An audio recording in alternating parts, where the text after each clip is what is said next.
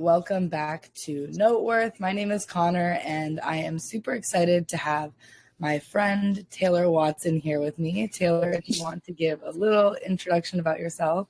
Hi, guys. Hi, my name is Taylor. I work for a publication called Trash Mag, which is a media publication. And I also do A&R work for a distro company called Code Switch. And I manage and co-manage a couple artists. I'm just working my way into the music industry. Awesome. Yeah. I met Taylor probably around a little less than a year ago. And we just met through music, and she has been one of the people I love to bounce my ideas off of, especially when it comes to things like artist compensation, because at the end of the day, both of us are in this to empower the artists who are around and to, help them and make sure that they're able to see the rewards of building the platform and that they build. So I guess that we'll run through just a couple of questions, or more than a couple, and kind of navigate just the overall, I guess, overview of what is happening in regards to artist compensation and artist exploitation. Later on in these episodes, I'm going to dig deep into the specifics, but I figured for the first interview, we would just do it kind of looking over everything holistically. The first question I'm going to ask you is, can you describe your experience with artist compensation in the digital landscape? Just anything that sticks out to you in particular, or, a story or an occasion that maybe struck you as, wow, like this is an issue right now. So I was having a conversation with an artist called Nico Brim, and we were talking about, Spotify, Apple Music, YouTube Music, Amazon Music, and whatnot. And we were having a conversation about how artists can pull in 40K, 20K streams, but they're not really making that much money off of it. And when you think about 40K to 20K people, that's a lot of people. And you're telling me I'm making 40K streams and 20K streams, but I'm not making $1. You ever heard about the app Even? I haven't. Tell me a little bit. Yeah. Okay. So the app Even is it's a new distribution app where, artists can upload their projects, but you would have to pay to listen to the projects. So basically, you're not making money off of streams. You're making the money off of how many people will purchase your project. So it's not like stream based, because you own the project now. You're paying what, like $7? What's 7 times 50? $350. You keep multiplying. The more people that you get to buy it, the more money you make. And you're making more off of people buying it full price than off of you getting 20K streams and earning 0.03%. So it's better when someone buys your project full and you make your money upfront than you waiting over time for a stream to accumulate. Absolutely. And I guess my next question is, what are some challenges you see for artists, I guess, other than streaming, but including streaming or within streaming as well, when it comes to fair compensation? It could be live shows, merch, or just like shady deals, anything. Yeah. So it all starts with shady deals. A lot of artists now are just people who just want to live that dream of what being an artist is. So they don't really go into looking into contracts or whatnot. Everybody's signing something because everybody wants money, Everybody's trying to make a little money. They don't think about the long way of the money. Everybody wants to sign the deal up front, get that money, and they're not thinking about 3 years from now. Everything's in the moment. They're not thinking in advance when it comes to making money. And also, social media plays a part, because back in the day, like in 2003, you had to have fans. Like, people really had to come out and support. You had to build it. So, for example, in New York, Nicki Minaj started in Queens, and she made her way up, doing small shows and whatnot, and touring, and she made her way through the cities. Now you have social media where you can post on social media, and you live in New York and you have someone from Ohio seeing it off of a random scroll, Yeah, that's just how you end up with, people with millions of streams and nobody at their shows. Yeah, it's so sporadic. The fan base is, I guess, just distributed in such a different way than what it used to be. It was so clumped before, and now it's so much more widely spread. Like, social media ruined a lot of things because it gave us like new opportunities and gifts, but it's also a curse. Yeah, definitely. I think that with social media, it has given us the benefit of like being a free marketing platform and giving artists the ability to push their stuff for free. But at the same time, once they have pushed their stuff, or they do get that TikTok hit and it hits those people, sustaining that interest and translating that following into a fan base and into people who are actually making you money, because that one stream every couple of weeks, or that one stream even every day, is not making artists money. I've looked at streaming models a little bit, I guess I'll explain to the listeners kind of how streaming models work right now. Right now, most platforms use a pro rata distribution model. And that basically says that they take the sum of all of the money of all of the subscribers that are paying for Spotify, SoundCloud, Apple Music, whatever they're paying for. And then they divide that by the sum of the total of all of the streams of all of the artists. So when you see that happening, obviously artists who have a much bigger share of those streams take a much bigger percentage of that pie, just based on the fact that they have billions of streams. But what people are kind of advocating for is this transition to maybe if I pay $8 a month, my $8 is only going to the artist that I listen to. Because why should I pay $8 and have that money go to Taylor Swift or some random artist that I'm not listening to and just have be it evenly divided when that's not who I'm paying to listen to? People are saying that if they did transition to a model where you are kind of paying directly for the artist that you're listening to, that would result in a much larger kind of proportion of compensation going to smaller artists. How do you feel about that? I mean, do you think that that's something that would help artists overall, or do you think that's something that would hurt big artists too much? Just what do you think of that? My thoughts on that, I do feel like it would help smaller artists, but then you got to think about artists like Taylor Swift, Adele, Kanye West, who makes up majority of those streams, and then you have artists like a 4-5, you know? So they don't really get paid as much off of that. So we're hoping to say that it'll be like an equal way where everyone can make some money. And, you know, I would rather them have my money than someone like Adele. So the transition from the models of the money being pooled together and going to everyone versus the money going to who you are listening to. To. Exactly. Yeah, like I definitely think that that's more beneficial to artists, because smaller artists don't have the benefits of playlisting. They don't have the benefits of these algorithms that are pushing these larger artists. Once you hit a certain level on Spotify or Apple Music, the platforms begin to push you more. And so really these smaller artists don't have a shot at keeping up with the bigger artists or making any sort of kind of adequate compensation. And that's what results in this huge disparity in some artists not being able to sustain a career versus artists like Taylor Swift becoming a billionaire. Yeah, it sucks. It really does suck. Yeah. But then once again, that's why I say, like, once you have a core fan base and whatnot, you really don't need streaming, because you can create your own website and upload your music there. And then people who are loyal to you would buy it. And that's how you will make your money. And then people who are loyal to you would come to your show, would buy your merch and would support you in all aspects. Yeah, I think it's definitely, especially in the era of TikTok, about transitioning your following into fans and getting them to buy your merch, getting them to come out to your shows, because even a $30 show ticket might not sound expensive to you, but compared to 0.03 cents, like, yeah, obviously it's a lot more.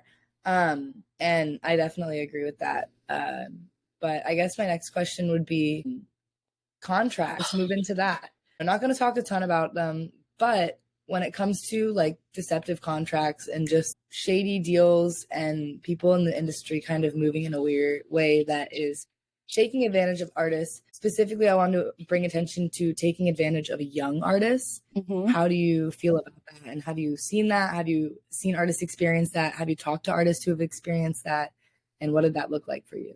Okay, so I've seen it with my own eyes. Like, I've seen like a artist coming at like an urban neighborhood. They've done it a lot with New York artists. Like, I'm not sure if you're familiar with the drill scene, but they've taken a lot of these kids and gave them like shitty deals, $20K for all your publishing. And it's sad to watch because they don't really have no one in their corner to guide them, just because, once again, most of the time you're signing because you want the money, you know? Yeah, I don't think it's fair how they take advantage of these younger children. It's a loan. And half of the time, they don't even stay hot enough for them to pay back the loan. So now you spend all this money already, and now you have to pay it back. And people have their ups and downs, their low moment. And artists frequently don't understand that it is a loan, especially if you're coming at an artist who's 16, 17, 18, 19, even 20 years old.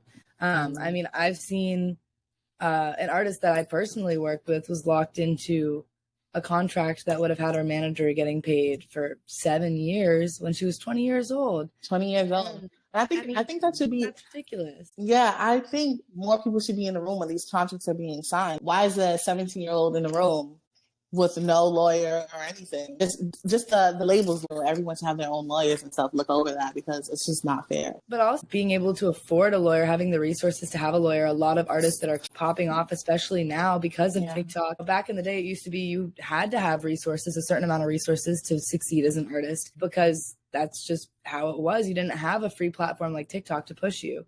But now there's so many people who have TikTok as a free marketing tool that are going up that don't have the money to support the streams that are coming in and don't have the money to support the fans that are coming in. They can't keep up with the motion, essentially. And I've seen, artists walking into rooms with people who are promising them the world, and they're just selling all their ideas. They're publishing and everything. Your publishing is, you writing a record, you coming up with the idea of the work, and they just take that from you. They take your creativity from you, and it's unfortunate to see.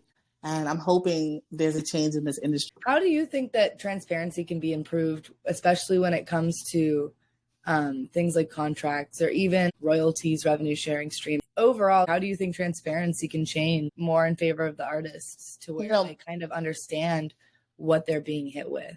So what I'm going to say is, don't sign anything you want to own. Don't sign anything that you want to own, because in the long run, once you make that deal, it's over. Unless you read the deal completely and you know what you're getting yourself into, don't sign anything. And have everything in writing too, just so you can have someone look over it. Because you want to get paid for the work that you put out. So you got to have a lot of critical thinking when it comes to these situations. Yeah, and my next question was literally going to be, what steps can artists take to protect their rights for ownership, which you're just answering kind of now. Because, it's definitely something in the digital era where artists do not have a lot of control over their masters. And there are artists who do. Ice Spice owns all her masters, which is incredible. But that's not what normally happens. I think Ice Spice had people on her team prior to her becoming famous, James or whatnot. He wasn't going to let her go into a deal. She had people on her team to help her. Most of the time, people don't have that foundation. Most of the time, people have their friends managing them who has no idea what this industry is like. And that's how they get caught up. Yeah. This is a question that I want to talk to you about, because it isn't directly artist compensation related, but I think it has a direct impact on artist compensation. And I think that it factors into how much they're taking out of their career money-wise. How do you feel about promotion costs right now? And how do you think they factor into artist compensation? How do you think artists can kind of employ strategies to manage these expenses? But I guess the first question, because I just hit you with 3, is just how do you feel about the state of promotion and music? The state of promotion and music. This is a hard one. Putting your project on one of those underground rap pages that charges hundreds of dollars, sometimes even up to $1,000 for promotion. I work for a publication also, so I get it. Everybody wants to get paid. So you're paying for media so that you can be exposed. The algorithm can fuck you over because you think that you're paying for a reach when you're really not. That leads me to asking, do you think that these pages have a responsibility to help artists craft these posts in a way that is not going to hurt their career? Because I know a lot of these pages that do promotional content, it's not created by them. It's, the artist is feeding them whatever to say. And the artist has no idea. They don't have a team. They don't have anyone telling them this is what's going to pop. It's just one person in a room saying, I think that if I put this out there, people will click on it. And a lot of times, it's reactional clickbait content that is just honestly diluting the industry and diluting everybody's feeds, and people just are scrolling through wow, I don't want to see this. Do you think these pages can help artists kind of market their music better and I guess make it less obvious that their promo is paid for? Because someone will pay $800 for a promotional post, which is absurd. So obvious that it's promo. Every single comment will be roasting them for buying promo. There's nothing wrong with buying promo. Exactly. I just want to put that out there. There's nothing wrong with it. Yeah, everyone has done it. I just feel like this is a new age when it comes to everyone is trying to make fun of someone for a career or a dream, and the music industry. It's annoying when you really think about it, because if you do this, you get made fun of. You're trying. If you're not trying, they talk about you. And if you are trying, you still get talked about. So how do you feel about networking in the music industry and how that affects artist compensation? And just, I guess, like the cliques and the clubs that exist within the music industry, because obviously there are a lot of different cliques that exist within the industry. And if you're not a part of them, it can be very difficult to break through or penetrate that barrier and get to a point where these people who are maybe punching a little bit above your weight are respecting you regardless of how talented you are as an artist. How does that affect compensation, and how do you see people, navigating that? So when it comes to networking as an artist, like I said, there's different parts of this industry. You have like the underground, you have like the mainstream, you have like the lyrical rappers. As an artist, when you find out what market you want to be in, and there's people that's already been in this market for years to come, and you have to prove yourself to them that, you're valuable to be in this market. And I feel like it's a popularity thing. Like, the more people they see support you is when they'll welcome you in to the scene. I feel like you coming in solo, trying it, you're not going to be welcomed in. You have to have some type of motion. It's all about motion right now. This kind of gatekeeping is stopping. It's stopping a lot of talented people. Yeah, it's stopping it's stopping the community from growing. It's stopping money to be made. It's stopping a lot. Everybody wants to gatekeep what? What are we really gatekeeping?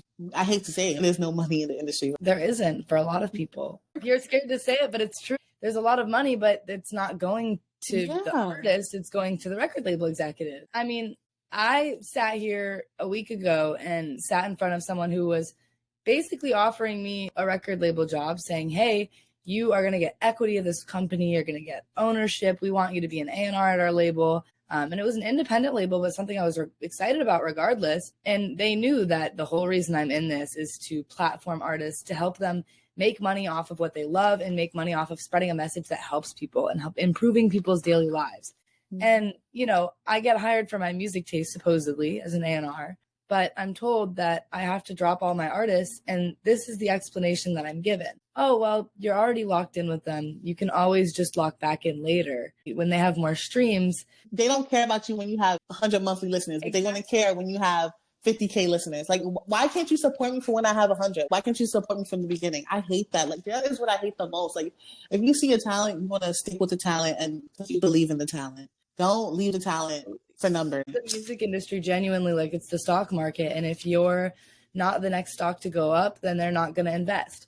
And it's really sad because it's not about people's genuine music taste a lot of the time. It is about who can make them the most money. You can look at the drill scene and they'll sign whatever artist is dissing people the most in their songs, whatever artist is being the most disrespectful to the people in their life. And they'll sign them for $1 million 3 months after they started rapping and drop them completely off the label a year later. This is somebody who didn't have financial literacy, who is given a lot of money, promised success, promised social mobility, and then it's completely yanked from underneath them. And we ask why so many famous artists do so many crazy things. And it's like, well, when you completely rip the stability out from underneath their feet and you don't give them something to stand on, and you really just make it seem like their art isn't worth it and it's the virality of it that's worth it. Like, it makes it so there's no money in it. You're nervous to say that there's no money in the music industry because we all are, we work in it. But, the money's there. It's just not going to anyone who deserves it because it's going to people who are navigating social media correctly. And that's definitely an issue in my eyes too. That's a huge issue. And then the thing is going to these people and they're not really doing anything. They're not putting in the hard work as someone, like you or myself, who's trying to, pursue this career and who's actually outside making moves. Like, they're just sitting in an office, just making money off of people who are actually working. I hate that. Yeah, it's so annoying. Those people, which are, the A&Rs and the managers of the world, how do those people influence, the negotiation that happens that results in artist compensation? How big a role do these people play in whether or not an artist can get paid at the end of the day? Because I think a lot of people in the audience might not fully get the idea or see the picture of how big a role these A&Rs and managers can play in the money that these artists are seeing. Coming in as an A&R and a manager, you're coming in as someone who knows all the labels, who knows what a good deal looks like, what you want for your artist. I think if you're coming in as a positive A&R and a positive manager who you care about your artist first and not yourself, I think that goes a long way when it comes to, pitching them and seeing if this contract is better for the artist. I think if my artist is passionate about their music, I wouldn't want them to sell away their rights to their music just to have a recording deal. It's not worth it, in my opinion. And sometimes the artist might think it's worth it, but it's really not. You gotta explain to them how you can still do this on your own. Like, if you're putting your money into this, you don't need the label to get you a recording session. You know what I mean? Or invest in your music videos, because you can build that budget by yourself and do it like that until the time is right. Absolutely. I think a lot of artists rush into wanting label support or wanting a manager. It truly just takes the patience of solidifying who you are and your sound, understanding yourself as an artist and what you want to put out there before you go to an A&R and a manager, because if you understand who you are, it is so much easier to assert that to someone and not let them try to make you compromise. They tell you that you're compromising it for money, but they don't let you see that money. That's really sad. I guess my question for you is, what are some approaches or business models that you think could improve artist compensation in the digital era and help artists kind of get the money that they deserve? We're going to start off with brand deals. Say if an artist is into this type of look, your image is important, your sound is important, but if you have an image to match your sound, you can build on that and you can make money off of that. If you're wearing this, someone else is going to want to wear it. Or if you're drinking this, someone who looks up to you is going to drink it. I totally get what you're saying. And, not only is branding helping compensate artists in a way that streaming is really lacking on, I guess Virgil once said it doesn't matter what you put in a room, it matters the room that you put it in. So focusing on the room that you're putting the music in, focusing on how you're marketing the artist and monetizing those kind of avenues over focusing on streaming is definitely advantageous. But hopefully we can see a shift from streaming platforms away from like the pro rata distribution model and towards things that benefit artists more. One thing I've talked to you about before in private conversation, I did my last episode on pay to play shows. And I know you have a strong opinion on the matter, as do I. What are your thoughts on pay-to-play shows, on artists having to pay for spots? I don't think it's fair. If you believe in an artist and if that artist can sell you tickets, then why should they also have to pay to perform? I don't think it's fair. You're being charged for labor. That's crazy. I 100% agree. And sometimes they don't even give artists a cut of the ticket sales that these artists are bringing in. Definitely not cool. If you are interested in listening to me talk about pay to play, I go in depth on it last week in my episode on that. Earlier, you mentioned a couple of artists that have applied different strategies to kind of negotiate artist compensation in the digital landscape. What are some more examples of people that you think took their music to the next level and focused on branding, or were able to monetize their art and monetize the vision that they have in a way that actually benefits them and in a way that is making the money? So I'm going to start off with Travis Scott and his whole Astro World Get Down. I feel like him creating this universe called Astro World. I don't know if you remember his McDonald's, the sneakers and all of that. It all played a part in like Astro World. So he created a whole universe to where his fans come in, he won. So I thought that was pretty creative. And then I know an artist, he's in my face every day. I see his posts. I'm going to mention 4 or 5. I've watched it from the beginning. I'm so proud of him. But he's built a universe also with his branding. He started off with his clothing branding. He was making music, right? But he found something to fund his music where he created the New York City Gun Club. For people that don't know, New York City Gun Club is his clothing brand. And basically, he created the Gun Club branding, and it's something that isn't directly featured in his music. He's referring to that iconography. And when, he's doing a set, frequently you'll hear gun club, punching through his set.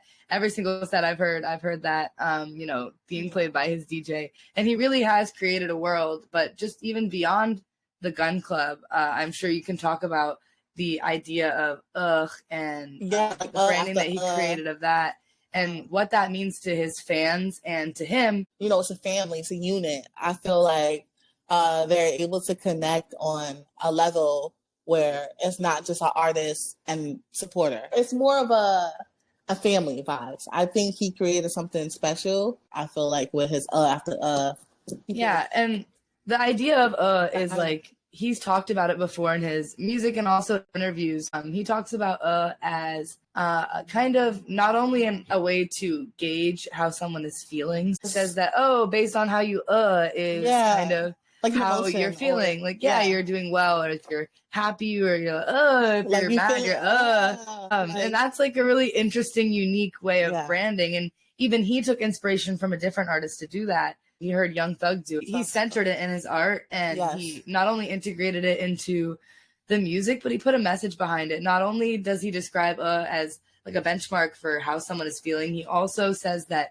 for someone who is saying frequently, it's a moment of frustration, and it's a moment of frustration that is transformed into motivation to do something great. Like, and that's what he's trying to communicate to his fans. Yeah. And it's kind of the idea that you don't have to be Kendrick Lamar, some super lyrical rapper, to get a message like that, and, you know, foster that kind of community across with your fans, and really just create not only a community, but create a kind of dynasty that is building money for yourself. It's just really interesting to see him kind of do that, and also, you know, go on tour with bigger acts. Like, he's really kind of taken each drop and made it his own. One more example I think I'd bring up is having the phone number. He posted up basically flyers all over New York City where you could pull the phone number off the flyer. And if you called the phone number, it played you a song early. And that was something that was really interesting and something that's unique. And I frequently talked about using physical campaigns to translate to media campaigns for promotion. Yes. As a more, you know, not only more cost-effective way to do things, because editing videos is expensive, but posting up posters is not. But also a way that is just more authentic to the fans. Yes. They're the one pulling the thing off the wall. They feel like they found you. It doesn't feel pushed down their throat. I'm hoping in 2024 we can bring back physical media, because I'm not sure if you've seen Ice Spice when she did her You Think You Just posters all around the city, or was it the Ices? With Dunkin'. She had the Ice Spice Dunkin' drink, the Ice Spice. And I was like, wow, physical media is making a comeback. Or when Summer Walker did the phone in the box, and people had to break it. I'm just like, wow, it gives a way for the supporters to interact. Not only is it about the music, it's about putting people who share that interest around each other. Yes. That's what a concert does. That's what those physical kind of interactions or exhibitions do. And they put fans next to each other, which makes them want to tell more people about it, because look at this friend that I made from this show. And that makes them more inclined to buy your merch, to go to your shows. They feel like they have other people they can relate to at those shows. You know, music is so personal that share a very core part of their identity with them. Because a song can just, you know, a song can trigger an emotion, a memory, and, you know, people sharing that together is a beautiful thing to see. Yeah, and I think that artists who understand how to get a grasp on that community in the digital era specifically are definitely the artists that see success. I'm really excited to watch, you know, these smaller artists kind of navigate this, because it is stacked against artists. And you know, you and I both work in rap, and obviously that is something that is even more so stacked against the artists. Yeah. And so, you know, you're watching people come from backgrounds where they don't have financial literacy, and they're being put into huge deals that are way out of their leagues at 16, 17, 18, like we talked about. At that level, like, there's not a lot that you can do at the personal level. And it is something that artists kind of do have to band together and tackle. But at the individual level, it does come down to, you know, these record labels aren't giving me my money. I have to find a way to connect with my fans and deliver them something that is going to give me a profit. And we talked about 4 or 5 earlier with the clothing brand. He's been able to sustain that. And that's been really incredible for him. And, you know, watching that come up honestly happened probably in a year or less. Yeah, like, it was super fast, and he'd been doing it for so long. But once he found that branding and was able to create this whole experience for his fans, they just became lifelong fans. And that's what creates longevity and helps with, you know, ensuring that they're being compensated. Because we are, you know, starting to look at how you as an artist can kind of solve that when it feels like the world is stacked against you. I have one more question. Well, a couple more, but can you share any personal anecdotes or experiences that relate to artist compensation that specifically shaped your perspective on the topic? Like maybe a moment in somebody that you know's life where you were like, wow, this is screwed up. So yeah, so there was an artist who blew up really fast in like 4 months. She got signed 4 months into rapping off of dissing people, and they gave her $1 million deal, and like right after that deal, she was dropped. What was the point of signing her in the beginning place? Because you've seen that the dissing was hot at that moment, and you guys took advantage of that. Knowing that it was only, temporary virality that they were banking off of. And it's really sad because a lot of times it's based around real life violence and personal violence that is happening, and death that is happening from young kids, 14, 15, 16 years old. These labels, when it comes to signing these kids, they don't care that these are real life problems that happen outside of this, this offense. These kids have to go back home, go back to the streets. They're doing it for a bank, and this is real life trauma. This is real life trauma that kids go through. It is real life trauma, and it's exacerbated by what they're doing because they're giving it a platform and they're putting it in front of people's eyes, and they're incentivizing, something that is really dangerous. When you put this in front of really young kids, when you have teachers and police officers and parents dancing, making fun of a 14-year-old, and they don't even they don't know that they're doing they don't it, know. Then it's just so deeply ingrained into what we're consuming. And I think that, it's definitely sad to see them taking advantage of these artists and, doing it for a really quick bag because it doesn't last very long. And that's why it is a pattern, because they have to move back and forth between different artists in order to keep it up. And not only does that result in, a short career for the artist, but in terms of compensation, they're not allowed to do shows. They're being taken off of Rolling Loud. Their shows are being canceled, specifically in New York, by the police, being told that they can't perform because they're quote unquote dangerous. Mm-hmm. And they're being censored online. And these are issues that are already existing. Gang violence, street violence did not come to exist because of social media. Yes, it is exacerbated by, record labels that are pressuring young artists to diss each other. But, these are stemming from generational trauma and beef that has existed for a very long time. It just results in kids being told that they're going to have social mobility and going up very quickly, coming into money, losing that money. And a lot of times that results in, the loss of life. Like we've seen a huge loss of life recently, the rap community. And it's really sad because, these record labels definitely take advantage of that and utilize it to, build a bigger platform and make a bigger bag. But even when it comes to drugs also, they'll see that their artist is going through it and they don't care until it's too late. There's no, artist mental health support. Nothing. And it's really, it's sad. And not only that, but they're being encouraged to talk about this trauma that they've experienced and relive it. And then they're not given the support to deal with what comes with bringing that back up and singing that on stage every single day on a tour and talking to kids about what that looks like for you and being asked about it and people laughing about it and people joking about it. And you're not making any money off of the content that's coming out of that. You could go viral on Twitter and get, millions and millions and millions and millions of hits on Twitter and not sell out your shows and not make significant money off your streams. And that's just sad.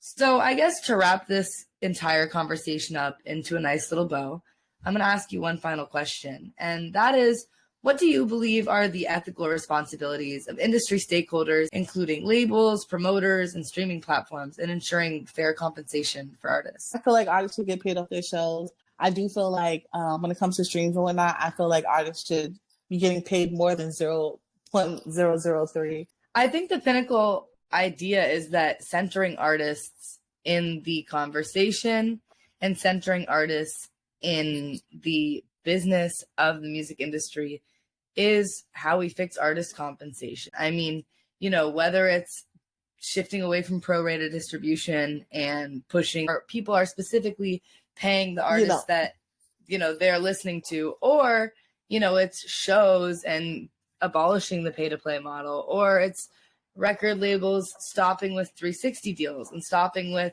deals that are taking advantage of artists that don't understand what exactly this entails. Yeah, I think that you've definitely talked about everything that is wrong with the industry today, and I really appreciate you coming on. And I definitely think that, yeah, centering artists in the conversation and in the money is where it's at. So do you have any final comments before we log off? We need to bring back more genuine people in this industry, people who care about the music and not the money. I think that's where this industry went wrong. More people care about the money than the music. Like, not the artist itself, the labels and whatnot. Like, they don't care. And it just comes down to how much disproportionate distribution of who's getting paid. There's no reason that somebody who is sitting in an office who has made none of the music that they're profiting off of should get paid significantly more than, the artist, the person who's sweating, So that's all I have to say. We need to bring back, people who care about the talent. Thanks again for coming on. And I just wanted to, say thank you to all of our listeners for tuning back into Noteworth and helping us kind of begin to address and take apart the layers of how we can help artists become more in control of their compensation in the digital era and take advantage of the different ways that, the industry is shifting, and hopefully shift it more in favor of themselves and make some money. And this has been Taylor Watson, Trash Mag A&R and manager extraordinaire, a good friend of mine. Thank you so much for coming on. Yes. And I hope everybody has a fantastic day.